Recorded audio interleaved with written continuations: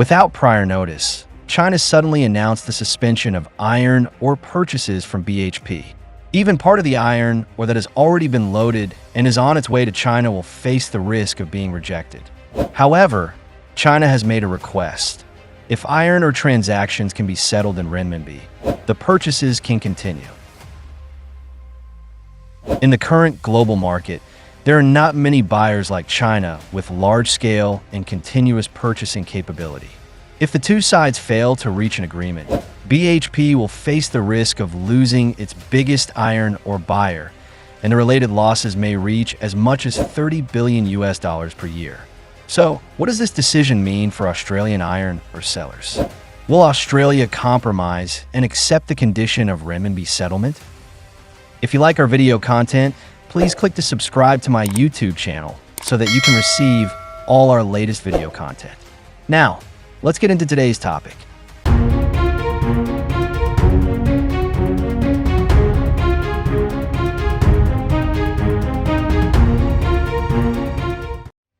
Globally, Australia, Brazil, and China are currently the countries with the richest iron ore reserves.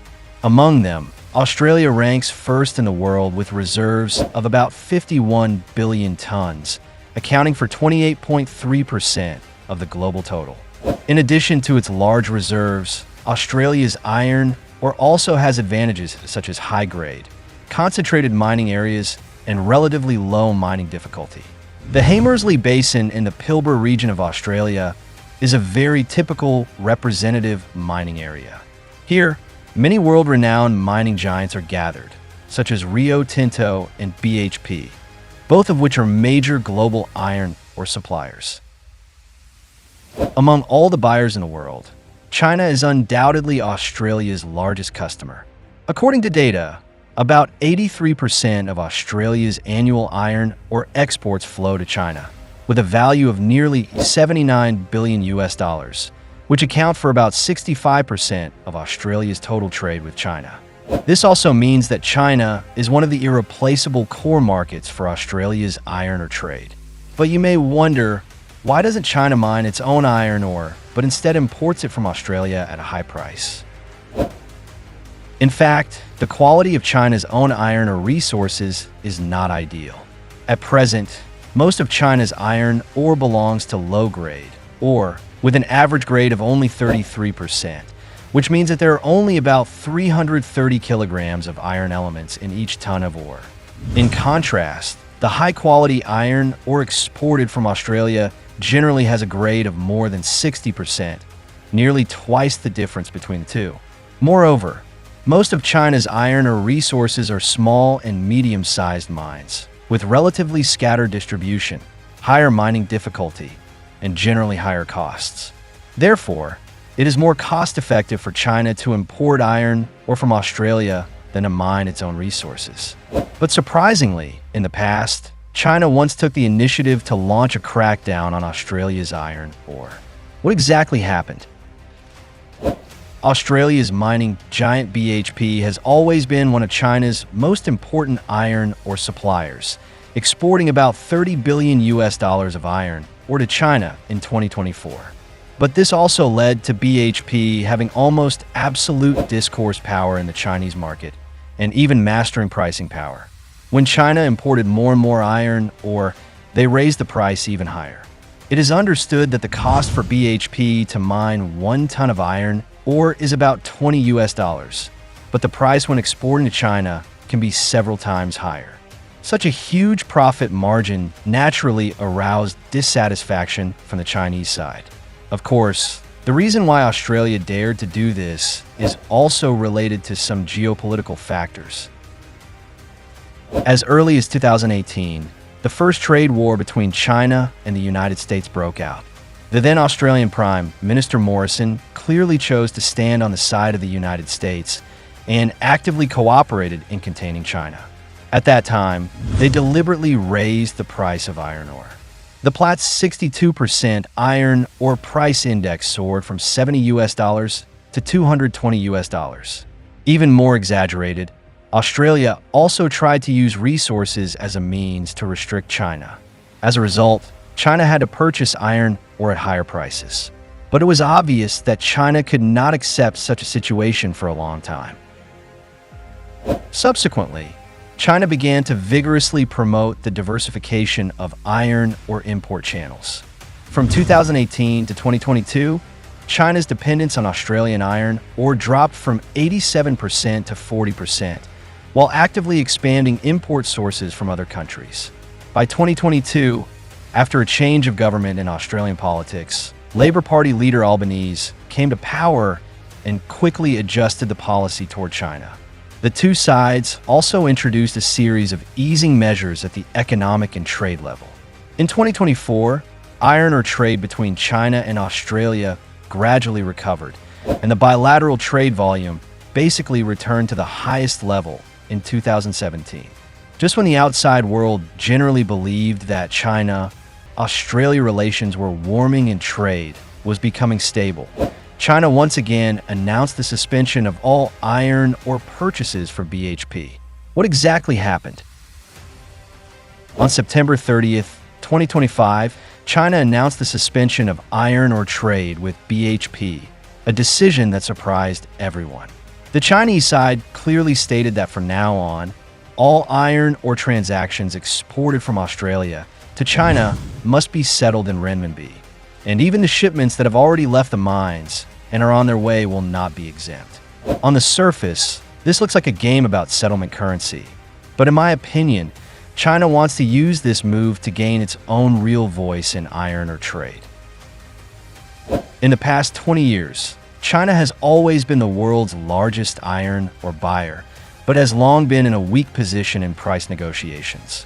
Taking the current market as an example, the international market price of a ton of iron ore is about $80, while the long-term contract price that China previously signed with companies such as BHP often exceeded $100. The extra $20 per ton, multiplied by an annual import volume of 700 million tons, means that China has to bear more than $10 billion of additional cost every year. The core problem causing this situation lies in the fact that the international iron ore market has long been dominated by sellers, and the dominance of the US dollar in the global commodity pricing system has made this unequal situation difficult to break. This time, China is obviously hoping to gain more reasonable pricing power through renminbi settlement. In order to change this passive situation, China has actually been making internal plans for a long time. The most important step among them is the establishment of the China Mineral Resources Group. This group integrates the procurement demands of major domestic steel enterprises, unifies external negotiations, and centralizes procurement, bringing together the previously scattered buyer power, thus forming a stronger bargaining chip in international negotiations. From another perspective, I think this is also an important step for China to promote the internationalization of the renminbi. At present, global commodity trade, especially resource products like iron ore that have high trading frequency and large volume, is still one of the key pillars of dollar hegemony. China's proposal to promote renminbi settlement through market access in exchange for currency is not only to expand the global usage of the renminbi, but also to gradually weaken the US dollar's monopoly position in global commodity transactions. At the same time, renminbi settlement also helps to reduce systemic risks such as financial sanctions in international trade. Then comes the question, China's suspension of iron ore purchases from BHP. How much impact will this have on Australia? Will they accept renminbi settlement to continue maintaining trade cooperation? As far as I know, in recent years, as much as 60% of BHP's revenue has relied on the Chinese market. In 2024 alone, its total iron ore exports to China reached 250 million tons, with a cumulative value of more than $30 billion. Therefore, after China announced the suspension of purchasing iron ore priced in US dollars, BHP stock price fell by 3.4%, and its market value evaporated by nearly $39 billion that day. If China completely stops its iron ore trade with BHP in the future, the company will face at least $30 billion of losses every year. But the impact behind this is not limited to the company itself.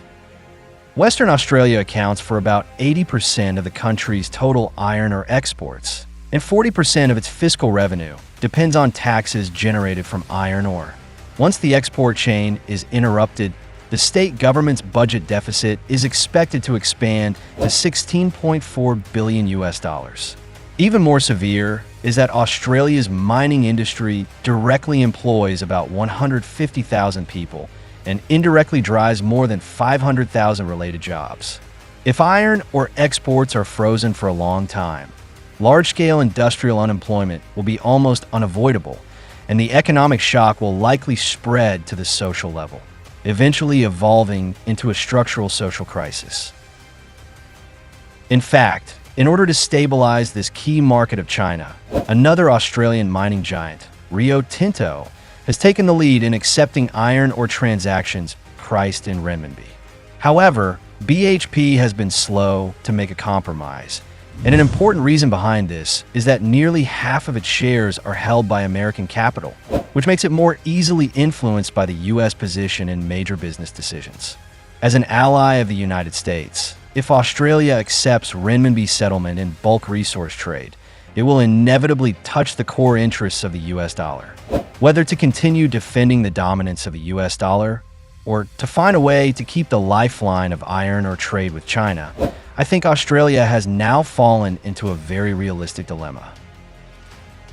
Of course, the reason why China chose to take a tough attitude toward Australia at this time is that China's iron ore import channels are no longer limited to Australia alone. In the past 10 years, Brazil's Vale has always been one of China's most important suppliers. Its annual iron ore production exceeds 300 million tons, with an output value of more than $30 billion. Since 2006, China has become Vale's largest market. By 2014, more than half of its iron ore products were sold to China. By 2024, Vale exported 328 million tons of iron ore to China, accounting for 100% of its total annual production. It is precisely because of this close cooperative relationship that Vale has officially confirmed that it will not raise the price of iron ore for China and has agreed to use renminbi for settlement. This move completely fits China's current strategic interests. In addition to consolidating existing supplies, China has also continued to lay out new iron ore resources around the world over the past decade. Among them, the most strategically significant project is the Simandou iron ore mine in Guinea, Africa. This mine is one of the world's largest and highest-grade undeveloped iron ore deposits, with proven reserves of 5 billion tons and ore grades generally above 65%. In this project, China's total investment has exceeded $20 billion. From mine development to railway and port transportation, the entire chain is led by Chinese enterprises such as Chinalco and Baowu. It is understood that the project is expected to officially start production at the end of 2025, with an initial annual supply capacity of 120 million tons of high-grade iron ore and a long-term goal of reaching 175 million tons. It is worth mentioning that in October 2025, the first cargo ship loaded with Simandou iron ore will arrive in China, marking that this world-class strategic resource has been officially put into use. With the gradual release of Simandou's production capacity, China's dependence on Australian iron ore will significantly decrease. By then, whether in terms of supply security or its voice in the global iron ore market, China is expected to achieve a real improvement. To not miss out on our future projects and news updates, please make sure you subscribe to our channel and turn on notifications. We will continue to provide you with more exciting and interesting content.